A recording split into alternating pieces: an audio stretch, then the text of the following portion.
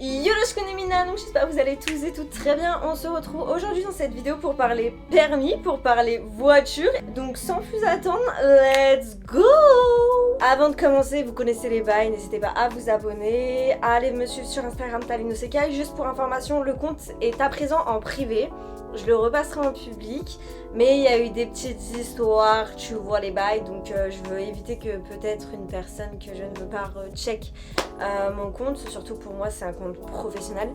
Donc voilà, donc n'hésitez pas à aller voilà, me demander, je vais vous accepter bien évidemment. N'hésitez pas également donc à partager la vidéo, liker la vidéo, commenter, partager votre expérience parce que je réponds aux messages. Et voilà, sans plus attendre, on va parler de permis aujourd'hui, permis voiture au Japon. Donc c'est parti. Dans un premier temps, je vais parler du permis voiture, mais du permis voiture que l'on a déjà passé en fait en France. Donc on a en fait son permis voiture en France. Pour le permis moto, je vous en parlerai plus tard. Donc pour le permis voiture, si vous voulez conduire au Japon, donc comme tout le monde le sait, on peut faire traduire son permis français. Alors, vous pouvez le faire traduire et en fait cette traduction est valable un an. Un an depuis que vous êtes arrivé au Japon. Donc ne faites pas comme moi. N'allez pas 3 semaines, c'est-à-dire que je suis arrivée au Japon en octobre, le 24 octobre 2020. N'allez pas faire votre traduction le 20 octobre 2021. Parce que du coup, en fait, c'est pas un an à partir du moment où on fait la traduction. En fait, c'est pas faut faire la traduction dans les 1 an et après ta traduction elle est valable un an. C'est en gros, dès que tu arrives au Japon, t'as 1 an. En gros, pendant cette année-là, tu peux qu'utiliser ta traduction en fait. Donc que pendant cette période-là. Donc en gros, si tu arrives au Japon, faut faire ta traduction en fait directement dès que tu arrives. Comme ça en fait après bah voilà, tu peux utiliser cette traduction jusqu'à l'année d'après où ça fera exactement 1 an. Donc voilà, donc ne faites pas la même erreur que moi. Donc pour la traduction, c'est très simple. Ça se fait dans la journée.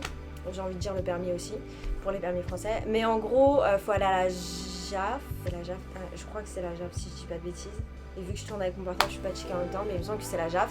Je vous montrerai le lien en barre d'infos. C'est très simple. Alors vous pouvez soit vous y rendre, c'est-à-dire directement, voilà, en face à face, vous n'avez pas besoin d'un rendez-vous.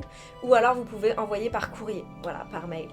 Enfin, pas par email, par courrier, vraiment. Voilà, ça se fait dans la journée, on check juste votre permis, forcément, votre Zalucard si vous en avez une, mais même si vous êtes en fait en vacances, vous pouvez très bien en fait faire la traduction. Il n'y a pas de souci. D'ailleurs, ceux qui viennent en vacances pendant 1 mois, souvent ils font du coup la traduction, ce qui coule de sens. Et vous pouvez après conduire tranquillement, au calme, pépouze, au Japon, à Tokyo. En sachant que par contre, ici, la plupart des voitures, toutes les voitures il me semble, sont automatiques et on roule à gauche. Donc moi par exemple, je l'ai acheté, voilà, c'est-à-dire qu'il y avait un petit bouquin comme ça qu'on peut acheter et en fait je l'ai acheté parce qu'en fait, moi si je conduis, je vais conduire toute seule au calme, tu vois, donc en gros il faut que je me rappelle un peu des panneaux et puis s'il y a des choses qui sont différentes également. Surtout que en fait si vous conduisez à Tokyo, je pense que ouais. Après, moi perso j'habitais pas à Paris, donc même si Lyon c'est un peu galère, mais après ça va. Après je suis une personne qui conduisait plus en ville, je conduisais quasiment qu'en ville, pas vraiment en vrai à la campagne. Donc voilà, c'était juste, j'ai préféré acheter, il est en anglais. Ah oui, pour information, il est en anglais, il est pas en français. Donc voilà, j'ai préféré quand même l'acheter parce qu'on sait jamais et puis ça fait toujours un petit rappel parce que là actuellement j'ai aucun bouquin par rapport à ça et surtout au code de la route au Japon. Parce que du coup je me suis dit, si en France on roule à droite et qu'on a la priorité à droite, du coup au Japon on roule à gauche, donc c'est la priorité à gauche.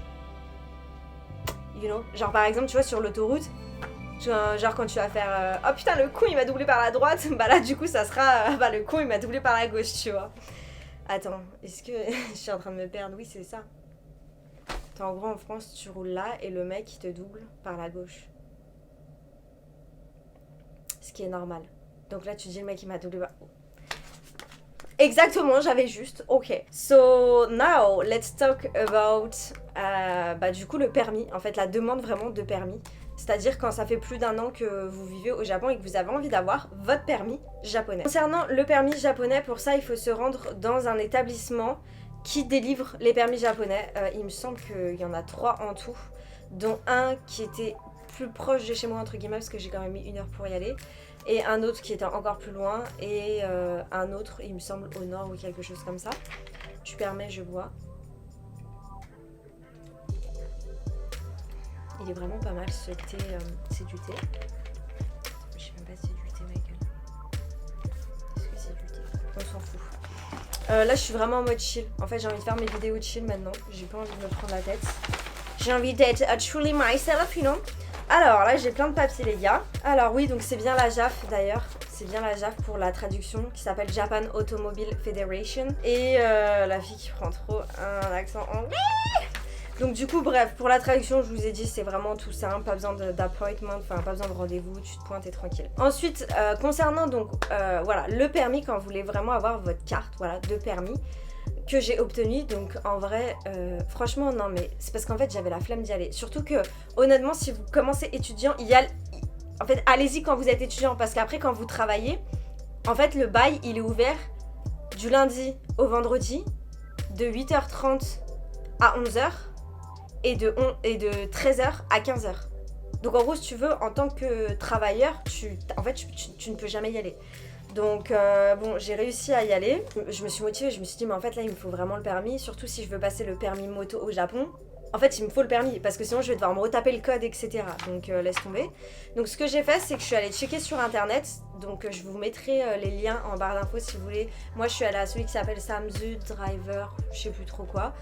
Et là, bref, par contre, j'y passe la journée, je suis arrivée à 13h, je suis sortie de l'établissement, sortie par arrivée de chez moi à 16h. Donc en gros, je suis partie à midi de chez moi, je suis arrivée à 13h, je suis restée du coup 3 heures dans le truc, et après, je suis arrivée chez moi, il était 17h. Donc autant vous dire que j'ai passé l'après-midi.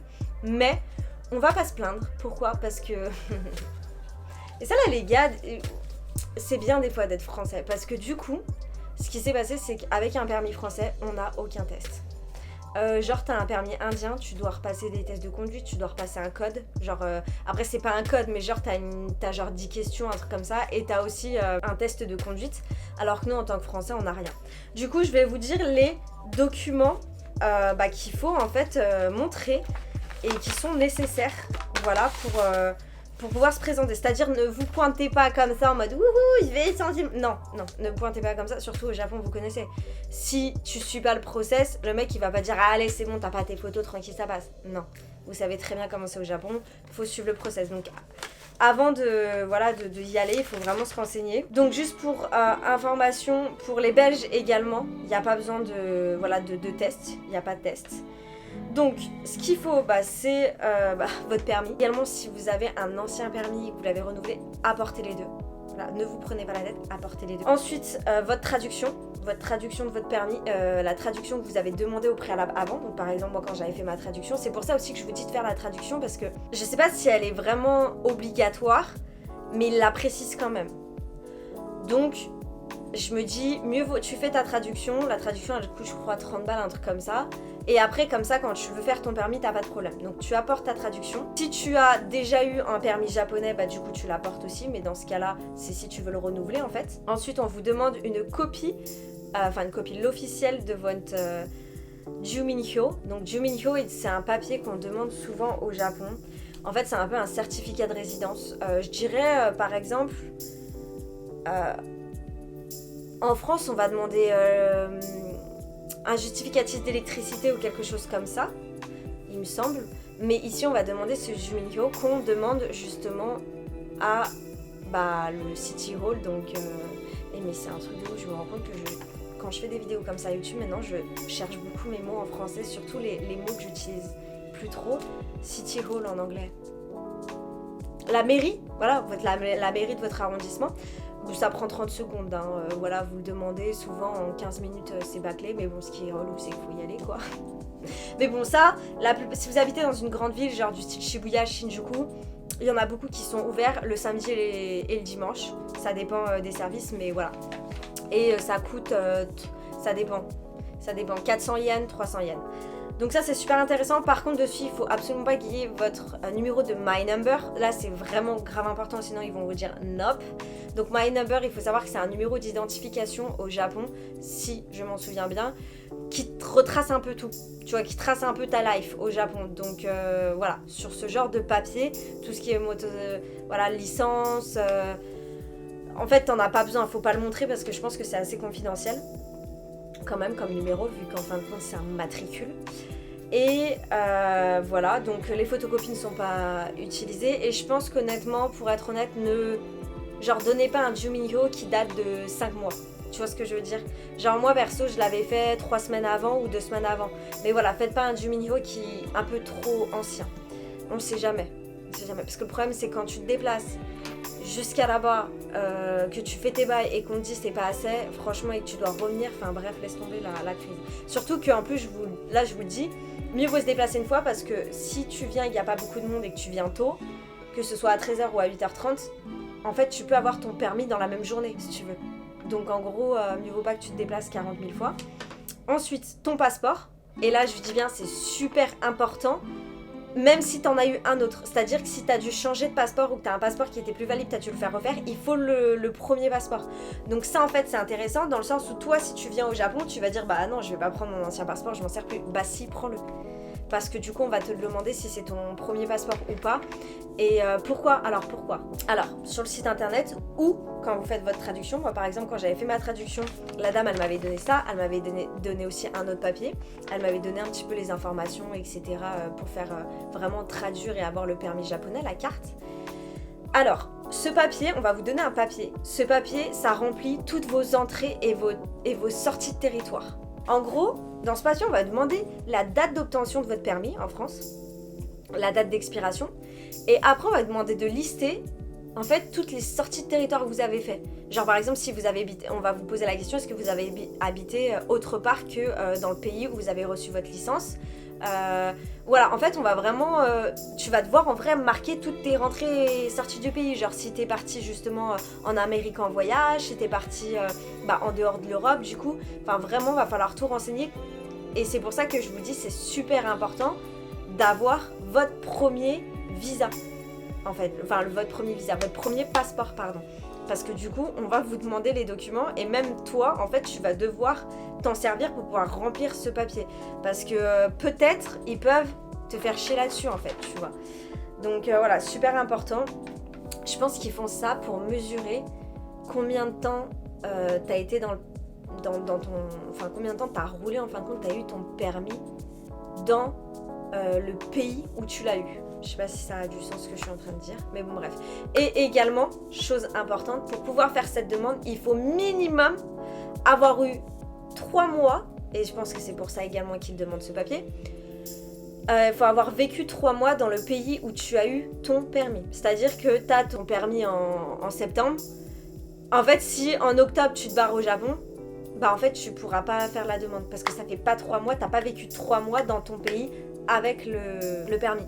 Après, également la question des A, je ne sais pas trop par rapport au A, quand on est jeune conducteur, comment ça se passe. Là, désolé, je n'ai pas la réponse. Ensuite, puis là, on vous demande une preuve pour votre adresse. Et bah ça, je crois que justement, je l'avais pas. Genre, à un moment donné, il m'a demandé est-ce que t'as pas une facture d'électricité ou de gaz? Et bah non, j'en avais pas quoi.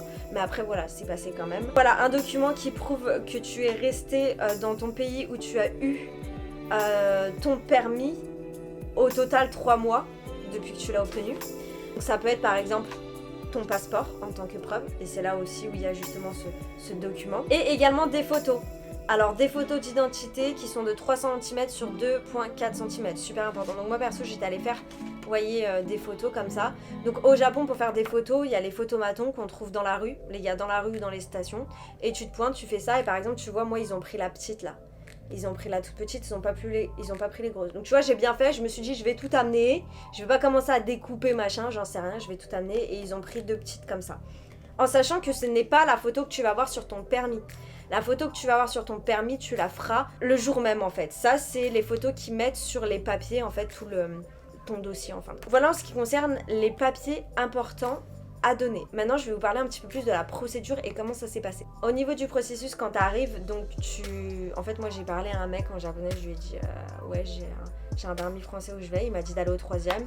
Au troisième, donc j'ai donné tous mes papiers, le mec il a checké, j'ai attendu, etc. J'ai dû payer avant ça, qui était aux alentours de 7400 yens, donc un truc en mode 69 euros, je ne sais pas trop, comme je vous dis, je ne calcule plus. J'ai dû descendre au deuxième étage, il me semble, au premier, je ne m'en rappelle plus, pour faire un test des yeux. Donc là, le test, en fait, on vous met 3 couleurs et on te demande en fait à quelle couleur c'est. Donc forcément, ça va être rouge, vert et jaune pour savoir si tu reconnais les feux. Ensuite, on va vous faire un deuxième test avec des cercles où tu vas avoir en fait le cercle qui va être coupé soit en haut, du coup tu dois dire top, soit en bas bottom, soit à droite right et soit à gauche left. Donc c'est plutôt simple. Et après, tu remontes, il me semble, au troisième étage, tu recheckes des documents, tu dois imprimer un petit code barre. Et après, tu redescends au premier pour faire ta photo justement de ton permis. Et ensuite, tu vas au deuxième étage récupérer ton permis. Et là, tu attends du coup là, j'ai bien attendu au moins 1 heure. Et après, tu te barres, t'as ta carte de permis, t'es au calme. Et let's go, you can drive in Tokyo, in Japan, au calme. Mais bon, après, c'est un autre délire parce qu'ici, ça roule à gauche. Et c'est des boîtes auto quoi. Après bon, les boîtes auto, je sais pas pourquoi je stresse à conduire une boîte auto, enfin la blague. Mais voilà, en gros tout ça pour dire que voilà, en une journée je peux avoir ton permis au calme. Donc j'ai envie de te dire, à part avoir les documents, reconnaître les couleurs des feux et du coup savoir droite, gauche, bottom, etc. Savoir lire, il n'y a pas de souci que tu n'obtiennes pas. Je pense vraiment le plus compliqué c'est d'avoir bien tous tes documents en sachant que vu qu'on est français on n'a pas de test. Franchement juste quand tu y vas, sois sûr d'avoir tous tes documents, d'être carré comme ça au moins le jour même t'as ton permis et tu peux drive, tu vois. En tout cas si vous avez des questions n'hésitez pas à les mettre en commentaire, voilà je pourrais y répondre, j'espère pouvoir y répondre. En tout cas j'espère que vous avez apprécié la vidéo, n'hésitez pas à mettre un pouce bleu, à vous abonner, à commenter également et à venir me follow sur Instagram Talinosekai. Si vous avez des questions n'hésitez pas à les mettre également en commentaire. Sur cette Janet, Kyotskete.